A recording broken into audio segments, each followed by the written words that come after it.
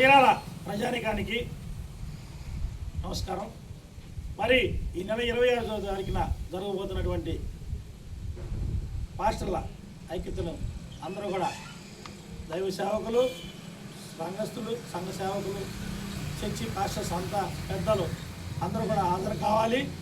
మరి ఈరోజు చూస్తుంటే మన దేశంలో చాలా ఘోరంగా దళితుల మీద, దళిత క్రైస్తవుల మీద చాలా అన్యాయంగా ఊసకోతలు, మానభంగాలు, పాస్టర్స్ను ప్రచారం చేసుకోనికుండా కట్టేసుకోవడంటే కూడా ఈ ప్రధానమంత్రులు, పాలకులు, ఈ ముఖ్యమంత్రులు సోద్యం చూస్తున్నారు. మాకు తెలియదు అన్నట్టు. ఎన్నికలప్పుడు మాత్రం వచ్చి క్రైస్తవులు కావాలి, బైబిల్ పట్టుకోవాలి, చర్చిల్లోకి వచ్చి ప్రార్థన చేసుకుంటారు తప్ప తర్వాత గద్దెక్కినాక దళిత క్రైస్తవుల్ని కొడుతున్నా, తిడుతున్నా, చంపుతున్నా, మానభంగాలు చేస్తున్నా కానీ ఎవరు కనీసం ఇంత నోరు మెదపరు చూడు. ఉదాహరణకి ప్రకటన ప్రవీణ్ కుమార్ గారిని చనిపోయినప్పుడు పాస్టర్ దైవజనుడు దాన్ని కూడా నీరు గారు చేసిన సంగతి అందరికీ విదితమే. సో మరి దైవ సేవకులందరూ, క్రైస్తవులంతా ఈ రాష్ట్ర వ్యాప్తంగా, దేశవ్యాప్తంగా ఐకమత్యంతో ఉండాలి. మనం హిందువులకి ఎటువంటి వ్యతిరేకత కాదు. హిందూ ప్రజలందరూ కూడా మనం క్రైస్తవులు, దళితులు, ఎస్సీలు, ముస్లింలు, మైనార్టీలు, హిందూ ప్రజలందరూ కూడా మన అన్నదమ్ములు లాంటి వాళ్ళు. ప్రజలంతా కూడా పాలకుల నిర్ణయాల పద్ధతులు బాగాలేదు. మతాల పేరుతో వివాదాలు సృష్టించవద్దు. దాని మీద క్రైస్తవులు, పాస్టర్లు చీరాల రెవరెండ్ దేవరపల్లి డేవిడ్ గారు, అలాగే రెవరెండ్ పీటర్ రమేష్ గారు, రెవరెండ్ రతన్ రాజు గారు, అలాగే reverend Peter doctor Paul Ramesh గారు, దేవసాయం గారు, రెవరెండ్ దేవసాయం గారు, వీళ్ళంతా కూడా లోదర్ శాస్త్రి గారి పెద్దలు. చీరాల నియోజకవర్గానికి పాస్టర్లకు ఎంతో అండగానే ఉండే వ్యక్తుల్లో ముందుండేటువంటి పెద్ద అయిన లోదర్ శాస్త్రి గారు, అలాగే రతన్ శేఖర్ గారు, పాస్టర్లందరూ కూడా పెద్ద పాస్టర్లు గారు.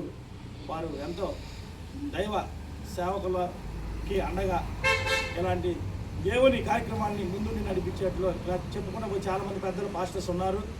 మరి వారంతా కూడా మన చీరాల్లో ఏ పండగలు వచ్చినా, మరి ఏ అన్యాయం జరిగినా, చర్చిల మీద దాడి జరిగినా, ఎక్కడైనా గొడవలు క్రైస్తవుల మీద జరిగితే కూడా అలాగే అందరూ కలిసి పండగలుగా ఒక 4-5 అసోసియేషన్ అధ్యక్షులు వీరందరూ కూడా విడివిడిగా కానీ కలిసి కానీ ఎప్పుడైనా సరే మంచి కార్యక్రమం పెడతాం.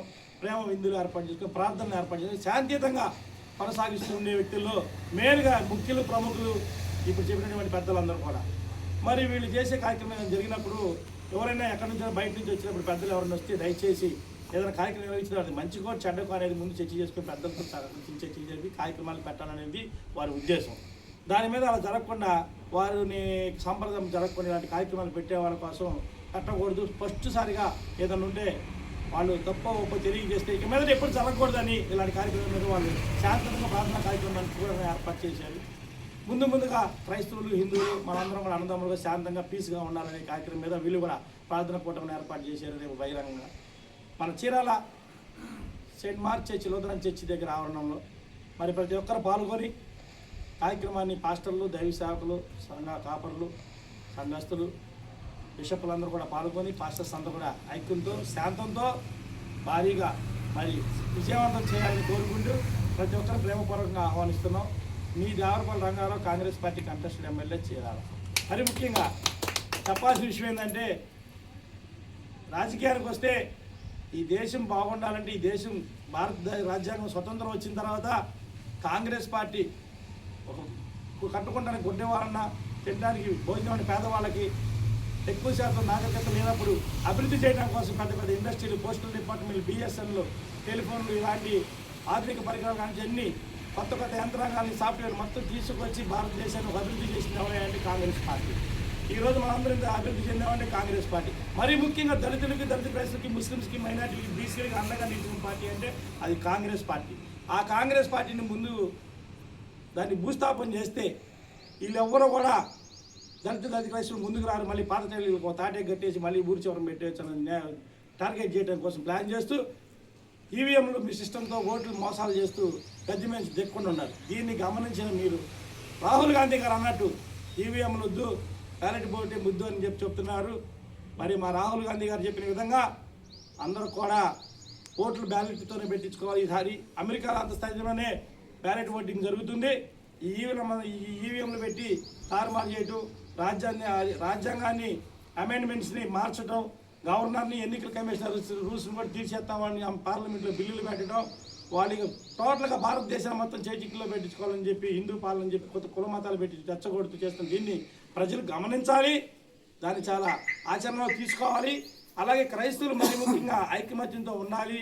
అందరూ కూడా మన క్రైస్తవ నాయకుడు ఎవరైతే ఉంటారో వాళ్ళకి బలపరిచి గౌరవనీయులు పెద్దలు జేడి శీలం గారు లాంటి ఎంపీగా పోటీ చేసి గతంలో రాజ్యసభ సభ్యుడిగా చేసి కేంద్ర మంత్రిగా వారు ఇక్కడ ఎన్నో నీళ్ళు లేని వాళ్ళకి నీళ్ళ ప్లాంట్లు కానివ్వండి, వాటర్ ప్లాంట్లు, అలాగే ఎడ్యుకేషన్ సెంటర్స్, చర్చిసి కమ్యూనిటీ హాల్కి లక్షలు ఇప్పించి కేంద్ర ప్రభుత్వం ద్వారా మరి ఎన్నో మంచి పనులు వారి సొంత నిధులతో కొన్ని పేదలకి ఆర్థిక సహాయాన్ని అందుకుంటూ కేంద్ర మంత్రిగా ఉన్న జేడి శీలం గారు మరి అంత మంచి అభివృద్ధి కార్యక్రమాలు చేస్తున్న అటువంటి వ్యక్తులను మనం ముందు ఓటేసినప్పుడు ఫస్ట్ రేపు ఎన్నికల్లో పార్లమెంట్కి ఒక ఫస్ట్ ఓటు కానీ జేడీ శీలం గారు బాపట్ల పార్లమెంట్లో ఓటేస్తే అది రాహుల్ గాంధీ గారు ప్రధానమంత్రి అవుతారని మీకు నేను మళ్ళీ ఒకసారి మనవి చేస్తున్నా.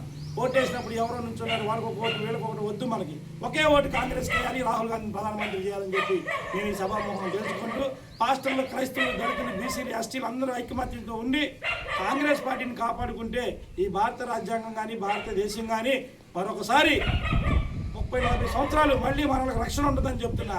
చివరి స్థాయిలో ఉన్నాం, చివరి స్టేజ్లో ఉన్నాం, భూస్థాపం కాబోతుంది.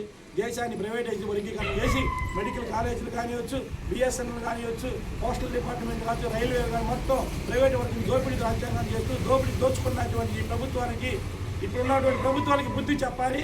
రేపు రాబోయే ఎన్నికల్లో ఓటు కాంగ్రెస్ పార్టీకి హస్తం గుర్తుకి రాహుల్ గాంధీ గారిని ప్రధానమంత్రి చేయాలి. ఓటు అందరూ కూడా వేయాలి. క్రైస్తవులంతా ఐకమత్యంగా ఉండాలి. బీసీ రాష్ట్రాలు కూడా, హిందువులు కూడా అన్నదమ్ముల్లాగా ఉండాలి. దాడిలో పాల్గొనవద్దు.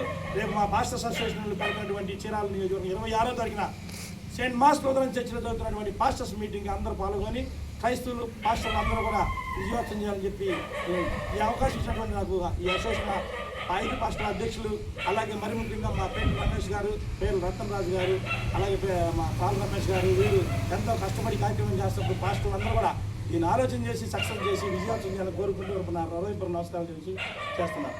నమస్కారం. Thank you.